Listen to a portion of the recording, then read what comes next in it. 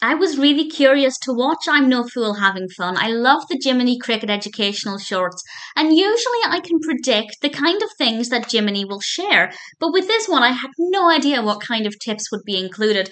And I have to say, it's pretty decent. This was released in 1956, and it does star, of course, Cliff Edwards as the voice of Jiminy Cricket.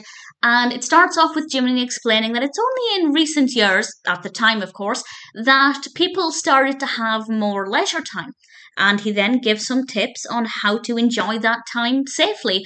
And I won't share too many of the tips, as for me, that was certainly the fun of discovering them, so I don't want to give it all away. But the tips pretty much make a lot of sense. Some are very generic, such as letting people know where you go if you are going a distance, and doing things safely, and also not getting, I can't remember the term they used, but it was basically not getting overexcited, which is an interesting tip.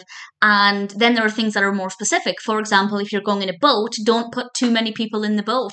And it was pretty interesting. The pacing slows down a bit in the middle as Jiminy launches into a song, and it gets a little bit not dull as such, but the tips are fewer and further between, so it stops being quite as interesting. And the animation style isn't that great in the middle in terms of my personal preference, but certainly whenever Jiminy is on screen, and some of the the clips to illustrate what he's saying are not too bad. But I found this to be really fascinating because I had no idea what to expect, and ultimately, it's really good fun.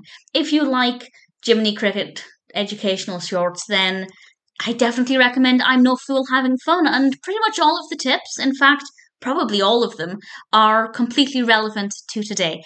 Which is not all of the case. Some of them are a little bit more dated, but actually, I feel like this one's completely relevant and has some good food for thought and is ultimately really entertaining. I didn't know what to expect, but I ended up having a lot of fun with I'm No Fool Having Fun and definitely recommend it.